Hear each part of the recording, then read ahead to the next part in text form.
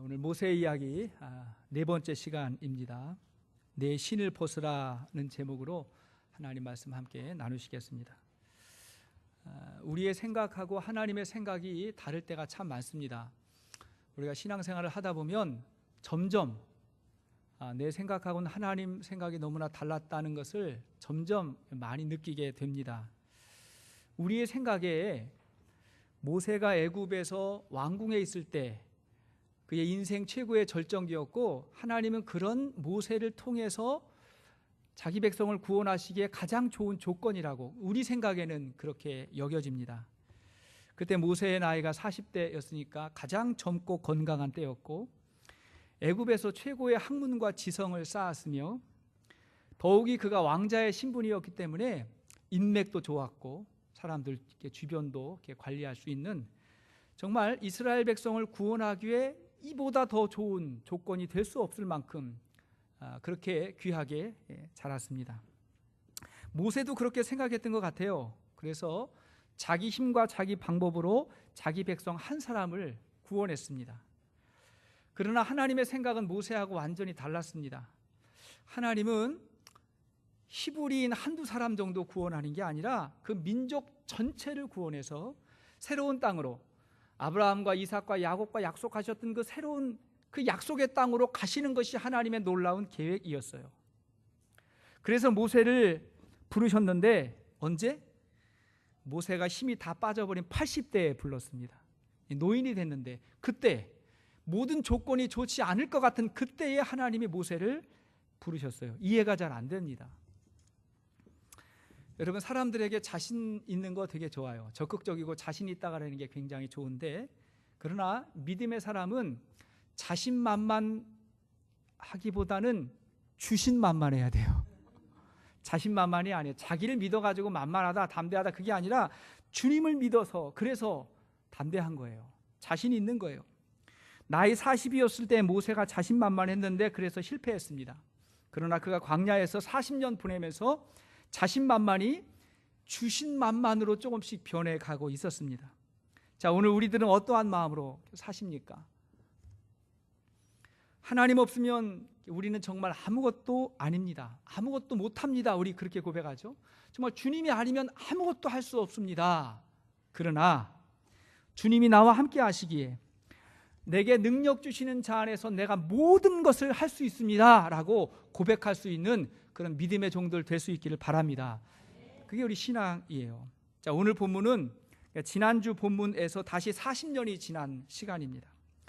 모세가 광야에서 주님 의지하는 훈련을 40년 동안 받던 어느 날 하나님이 모세를 부르러 오셨어요. 그동안 모세는 미디안 땅의 제사장 이드로의 집에서 양을 치는 목자로 지냈어요. 오늘 본문 3장 1절을 보니까 모세가 그의 장인 미디안 제사장 이드로의 양떼를 치더니, 자, 이드로의 양떼를 쳤다. 출애굽기 2장 18절 말씀 보면 루엘이라고 이름이 나왔거든요. 루엘. 그러니까 이드로하고 루엘은 같은 사람이에요. 그 당시에 이름이 2개, 3개 있는 사람이 많았기 때문에 같은 사람이에요. 하루는 양떼를 이끌고 모세가 호렙산에 이르게 되었습니다. 학자들은 이 호렙산이 훗날 모세가 율법을 받았던 신의 산이었다고 그렇게 이야기합니다. 왜냐하면 일반적으로 호렙 산맥에서 가장 높은 산의 하나가 신의 산이었을 거라고 그렇게 추측합니다. 같은 곳이에요. 그곳에서 모세가 하나님을 만납니다. 어떻게 만날까요? 오늘 성경을 보니까 모세가 광야에서 흔히 볼 수 있는 떨기나무에 불이 붙은 걸 봤어요.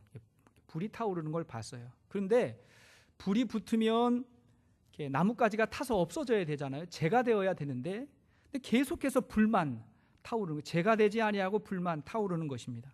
그것을 본 모세가 이상히 여겨, 따라합시다. 이상히 여겨. 이상히 여겨서 가까이가 보니까 불 가운데에서 모세야 모세야 하는 하나님의 음성을 들었습니다. 하나님이 불로써 모세에게 나타나신 거예요. 굉장한 사건이었습니다. 모세의 인생 전체를 볼 때 아주 굉장한 그런 사명을, 소명을 받는 그러한 사건이었습니다. 여기서 떨기나무는 이스라엘을 상징한다고 할 수 있어요. 이스라엘. 당시 떨기나무는 광야에서 굉장히 흔한 나무였거든요. 별로 쓸모가 없는, 쓸데없는 빈약한 나무로도, 목재로도 사용하기 어렵고, 그렇다고 나무 그늘조차도 제공하기 어려운 아주 쓸데없는 나무인데, 지금 이스라엘의 상황이 그래요. 굉장히 무능하고 미천하고 애굽에서 겨우 목숨만 부지하고 있는 그러한 상태에 하나님의 불이 임한 거예요. 또 하나, 이 떨기나무는 모세를 상징한다고도 할 수 있어요. 모세도 애굽으로 도망간 실패자의 모습이잖아요. 도망가서 살았어요. 이름 없는 목자로 초라하게 살고 있는 모세의 모습이었어요. 그런 모세에게 하나님이 불로 임하셔서 불같이 강력하게 사용하신다고 하는 어떠한 암시가 있는 것 같아요. 성경을 보면 하나님이 우리에게 임할 때 성령의 불로 임한다고 했어요. 불로 임한다. 그래서 하나님을 만난 사람은 뜨거워요, 가슴이. 마음에 불이 있든지 뜨겁든지 열정이 타올라요. 하나님은 우리의 식어진 가슴에 불을 붙여 주십니다. 그래서 낙심하지 않고 좌절하지 않고 이 인생을 좀 바르게 성공적으로 살고자 하는 열망이 생기고, 무엇보다 하나님의 뜻을 이루기 위한 불을 간직한다고요. 뜨거움이 있는 거예요. 모든 성공적인 사람들 이렇게 보면 불이 있거든요. 가까이 다가가면 뭔가 열정이 있다고요. 이루고자 하는 열정. 신앙의 사람도 마찬가지예요. 성령 받은 사람은 열정이 있는 거예요. 하나님의 뜻, 세상에서의 사명을 이루고자 하는 열정이 있어요. 근데 불에도 두 종류가 있거든요. 성냥불 같은 거 있잖아요. 성냥불은 확 피었다가 금방 사라지죠. 처음에는 확 일어나는데 금방 사라진단 말이에요. 이거는 자기 열정, 자기 힘으로 덤볐다가 금방 꺼지는 유형을 말하는데, 성령의 불 절대 아닙니다. 그죠? 막 그냥 불 같은 사람 그러면 막 화 많이 내고 막 뚜껑 열리고 막 그런 사람들을 불 같은 사람이라고 생각하는, 이거는 성령의 불이 아니에요. 성령의 불 아닙니다. 성령의 불은요, 등잔불처럼 기름이 계속해서 공급되는 거예요. 천천히 붙지만 꺼지지 않는, 계속해서 타오르는 거예요. 그래서 성령의 사람은 겉으로 볼 때는 온유하고 겸손해요. 온유하고 겸손해요. 그러나 그 마음이 강해요. 열정이 있어요. 담대해요. 그래가 누가 말한다고 막 쉽게 흥분하지 않아요. 사람들한테 말 한마디 듣고 막 쉽게 흥분하고 그러지 않고, 내가 원하는 상황이 되지 않아도 쉽게 포기하지 않습니다. 두렵고 염려스러운 상황에서도 절망하지 않습니다. 왜? 그 마음에 계속해서 타오르는 불이 있기 때문에, 이루고자 하는 열망이 있기 때문에 그렇습니다. 자, 그렇다면 우리가 어떻게 성령의 사람이 될 수 있을까요? 또한 성령의 사람은 어떠한 모습으로 믿음 생활 또 신앙 생활을 할까요? 자, 첫째는 성령의 사람은 일상에서도 성실합니다. 일상에서도 성실해요. 여러분, 일상이 뭡니까? 평범한 하루하루죠. 평범한 것 같은 삶 속에서도 성실함이 있어요. 성령의 사람이라고 해가지고 하늘만 바라보고 구름 위에서만 사는 게 아니라 일상의 성실함. 자, 모세를 보십시오. 모세가 하나님 어디에서 어떤 모습으로 만났어요? 자, 1절을 다시 읽겠습니다. 1절 시작. 모세가 그의 장인 미디안 제사장 이드로의 양떼를 치더니 그떼를 광야 서쪽으로 인도하여 하나님의 산 호렙에 이르니. 모세가 평소하고 다름없이 호렙산에서 양을 쳤습니다. 근데 그렇게 모세가 양을 치면서 많은 것을 배웠을 거예요. 왜냐하니까 훗날 같은 업종에 종사했던 다윗이 이렇게 고백하죠. 여호와는 나의 목자시니 내게 부족함이 없으리로다. 그가 나를 푸른 초원에 누이시며 쉴 만한 물가로 인도하시는 도다.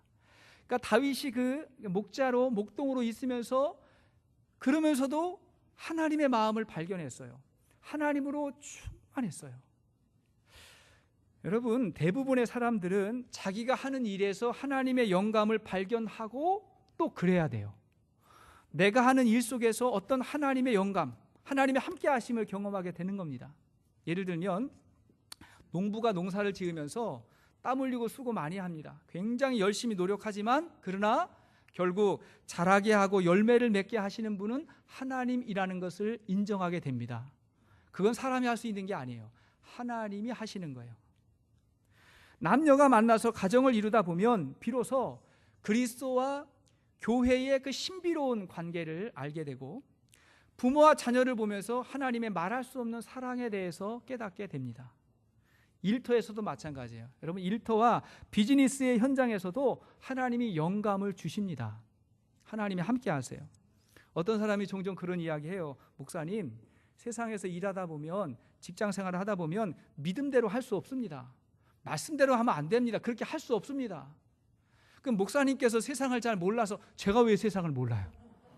그럼 목사님께서 잘 몰라서 그렇게 이야기하시는 건 정말 믿음대로만 살 수 없습니다. 이렇게 이야기하시는 분들 종종 있거든요.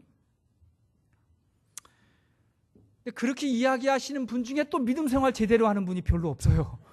믿음 생활도 못하고 그냥 그런 생각을 하시는 거예요. 예, 압니다. 여러분, 세상 속에서, 이 어두운 세상에서 말씀대로 산다는 게 결코 쉽지 않다는 거 우리가 다 압니다. 그러나 여러분, 생각해 보십시오. 하나님께서 저와 여러분들에게 말씀을 주실 때, 야, 요 말씀은 꼭 교회에서만 그렇게 살아야 돼, 예배 드릴 때만 이게 적용되는 거고, 절대로 세상에서, 직장에서 이렇게 살면 안 돼, 절대로 안 돼, 그렇게 주실 것 같아요? 아니에요. 이 말씀은 예배 시간뿐만이 아니라 가정에서도, 세상에서도, 직장에서도 너희가 이렇게 반드시 살았으면 좋겠다고 그런 마음으로 하나님께서 주시는 거예요. 여러분, 아멘이십니까?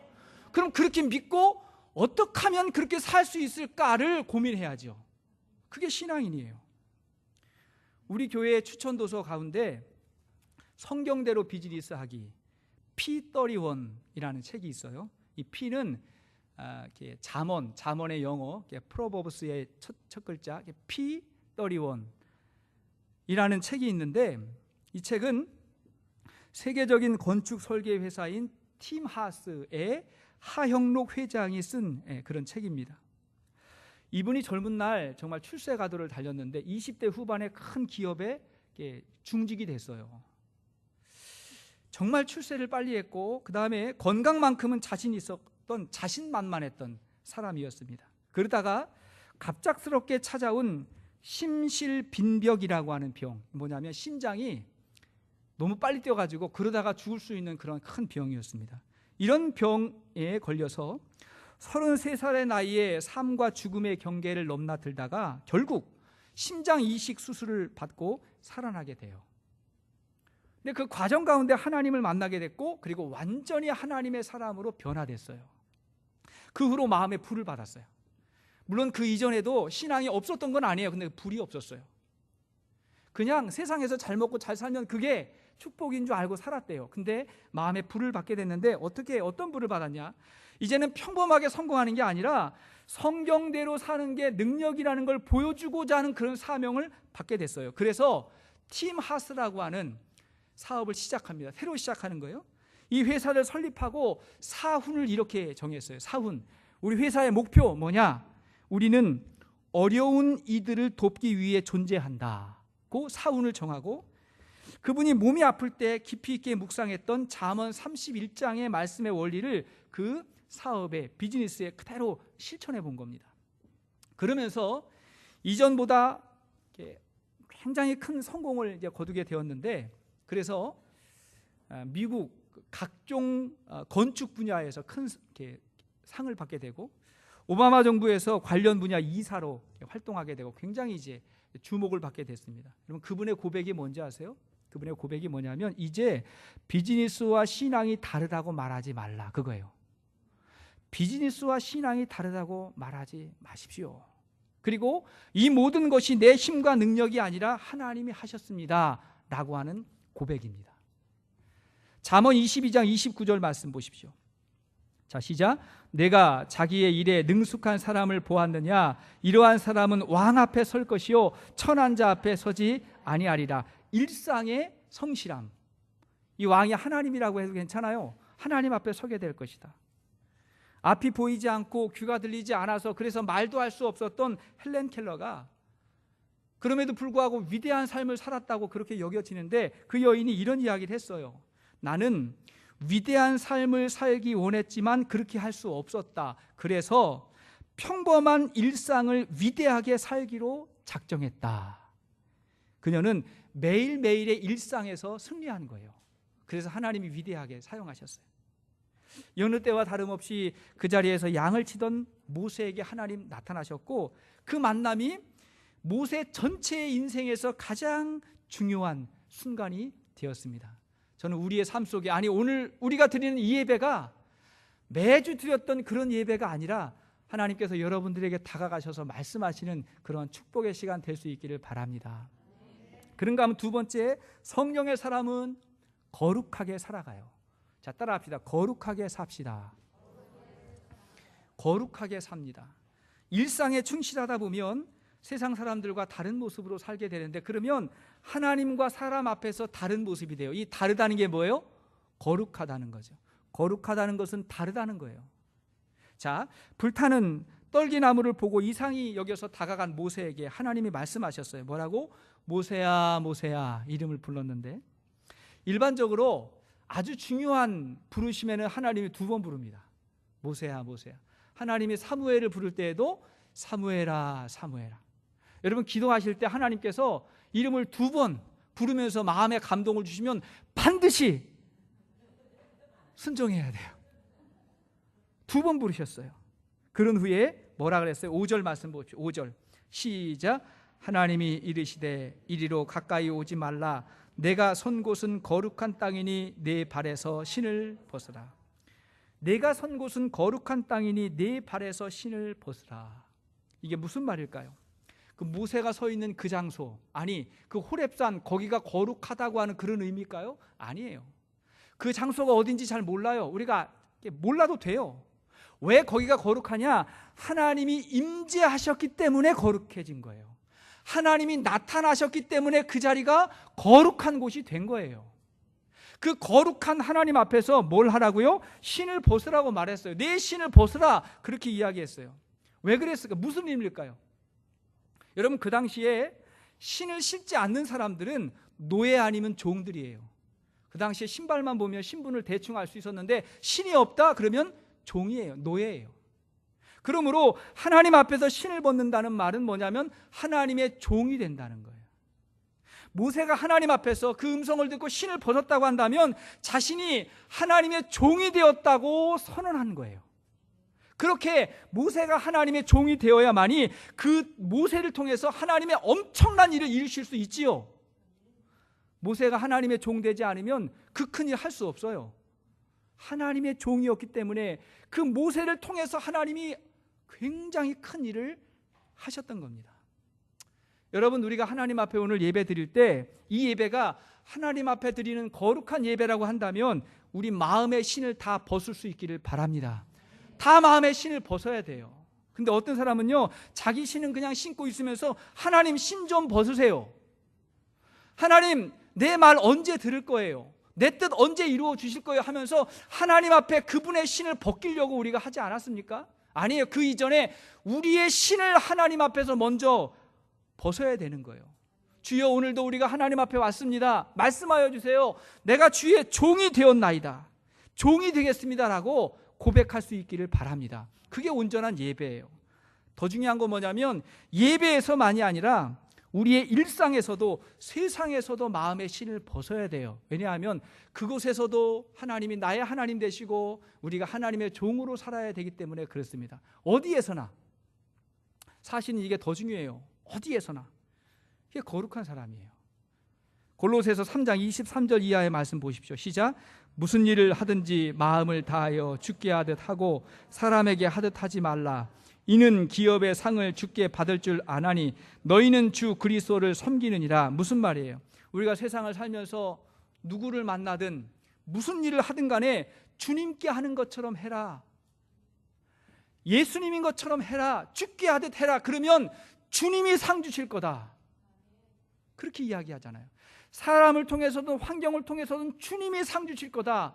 무슨 일을 하든지 주께 하듯 하라. 그렇게 말씀하셨어요. 조금 전에 소개했던 그 팀 하스 그룹의 하형록 회장의 일화 가운데 이러한 일이 있습니다. 처음에 회사를 설립하고 직원이 2-3명밖에 되지 않았던 초창기 때인데, 어느 날 미국의 5대 제약회사에 드는 큰 회사에서 머크라는 곳인데, 머크라는 곳에서 공사가 있으니까 입찰에 참여하라고, 사전 미팅에 참여하라고 하는 연락이 왔어요. 그러니까 준비해서 한번 이렇게 입찰하라는 거예요. 그래가지고 이렇게 철저하게 준비를 하고 마음에 이렇게 사명도 생기고 했으니까 얼마나 열심히 준비했겠어요. 그래서 자료를 준비해가지고 미팅에 참여했는데 그 입자리에서 떨어졌어요. 안 됐습니다. 다른 큰 경쟁 회사가 이겼는데 그 경쟁 회사가 본인이 예전에 일했던 그 회사, 거기가 이제 그 공사를 따갔어요. 이런 일이 있으면 사기가 떨어지죠. 기분이 안 좋죠.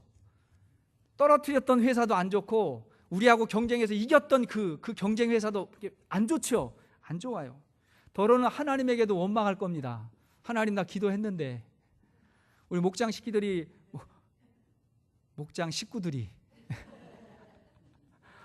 발음이죠. 목장 식구들이 기도도 해줬는데 왜 안 됐습니까? 하고 하나님에게도 불평할 수 있어요.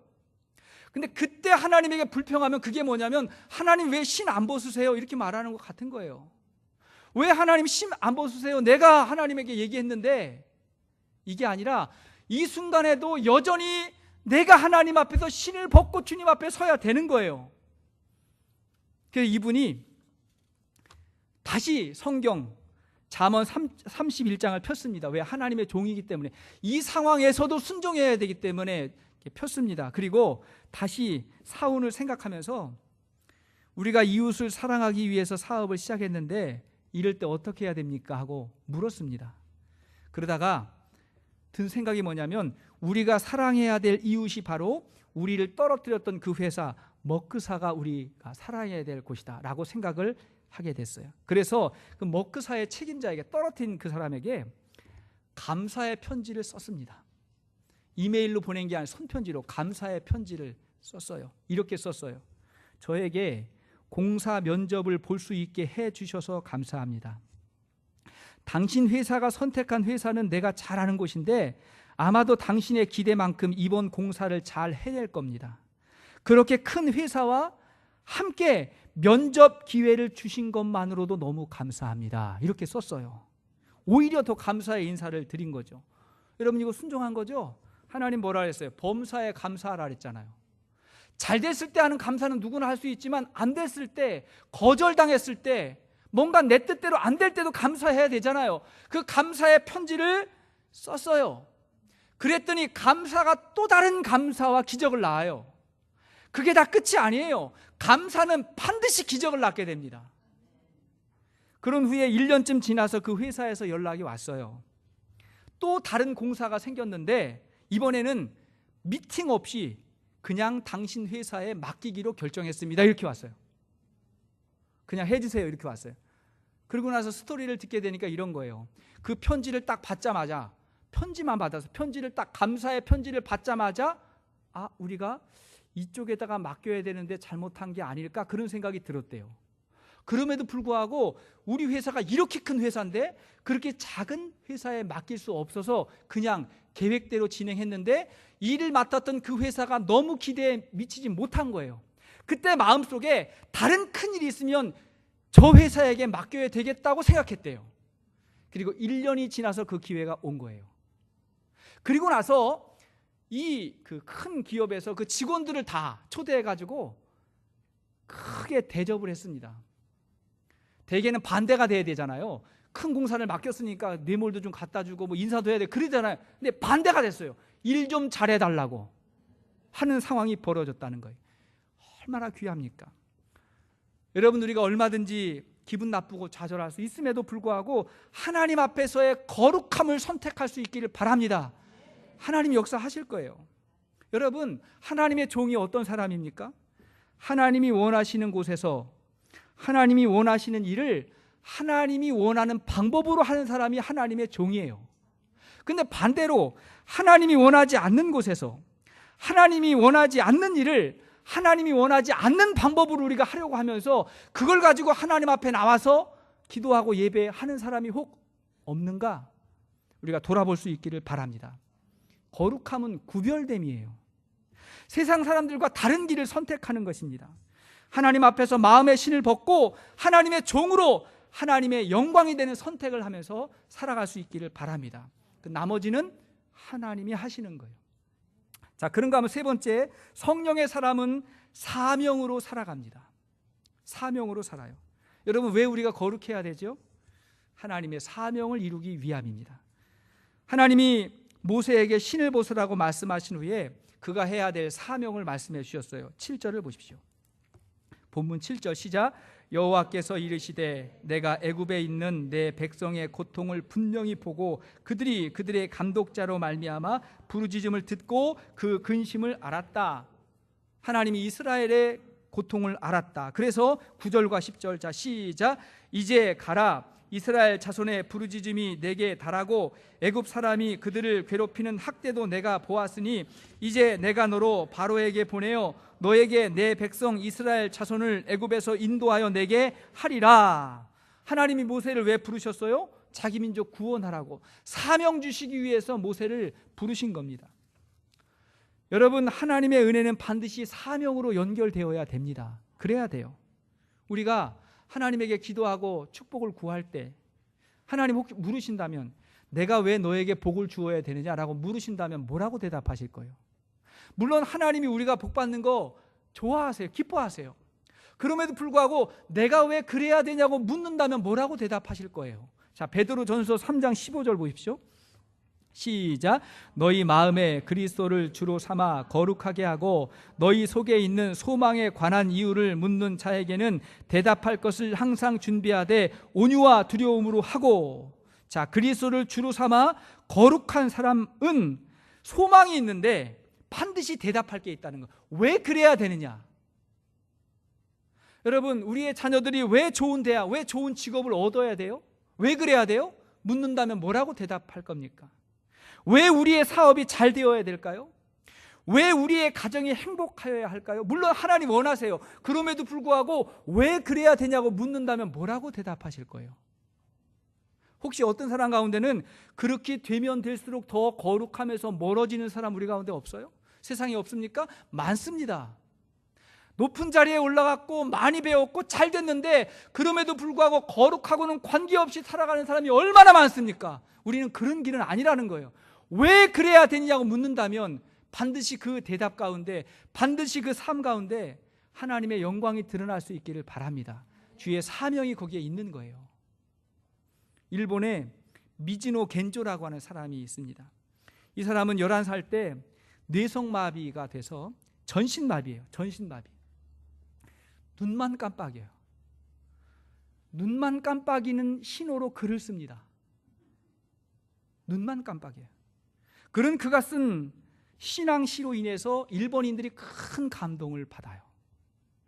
일본의 기독교 작가였던 미우라 아야코가, 빙점의 작가 미우라 아야코가 말하기를 우리 일본인 중에 예수님을 가장 많이 전도한 사람은 미즈노 겐조다 이렇게 말했어요. 아무것도 할 수 없고 눈만 깜빡여요. 그런데 여러분, 하나님 앞에서 구별되게 거룩하게 살아가니까 이 거룩이 능력임이 나타나잖아요. 온전한 거룩함에는 예수님이 전해지게 됩니다. 정말 우리가 삶 속에서 거룩하게 살면 우리의 삶을 통해서 예수 그리스도가 전해지게 되는 줄로 믿습니다. 그러면 우리가 축복의 통로가 되고 정말 세상적인 기준과는 또 다른 하나님의 은혜와 축복이 우리의 삶을 통해서 흐르게 될 겁니다. 말씀의 결론을 맺겠습니다. 그런 후에 하나님께서 모세에게 놀라운 사명을 주신 이후에 약속하세요. 하나님 약속하세요. 12절 말씀 보세요. 자, 출애굽기 3장 12절 시작. 하나님이 이르시되 내가 반드시 너와 함께 있으리라. 다시 한번, 내가 반드시 너와 함께 있으리라. 하나님께서 가장 귀한 축복을 다시 한번 약속하시는데 내가 반드시 너와 함께 있으리라. 하나님이 주신 복 중에 가장 좋은 복은 하나님이 함께하는 삶입니다. 성령이 함께하는 삶이에요. 가장 귀한 축복입니다. 이걸 기억할 수 있기를 바랍니다. 여러분, 요셉과 다윗과 다니엘 공통점이 뭐예요? 한순간에 어려움을 당했어요. 세상 사람들은 불행한 사람이라고 생각했을 거예요. 하지만 성경은 불행한 것이 아니라 복받은 사람이라고 이야기합니다. 그들은 복된 사람이에요. 왠지 아세요? 하나님이 함께 하셨던 사람들이었기 때문에. 하나님이 함께 하셨어요. 반대로 말하면 이들이 어느 곳에서든지 마음의 신을 벗고 하나님께 예배하고 하나님을 경외하는 그러한 삶을 살았습니다. 그게 그렇게 할 수 있는 믿음이 복된 삶인 줄로 믿어요. 그렇게 할 수 있다는 게 너무 대단한 거예요. 그래서 일상에 충실하고 삶 속에서 거룩함을 나타내고 그리고 자기 사명을 다하며 살아갈 수 있는 저와 여러분들 이 은혜가 우리 모두에게 있기를 주의 이름으로 축복합니다. 우리 찬양 같이 한번 하시겠습니다. 기쁨.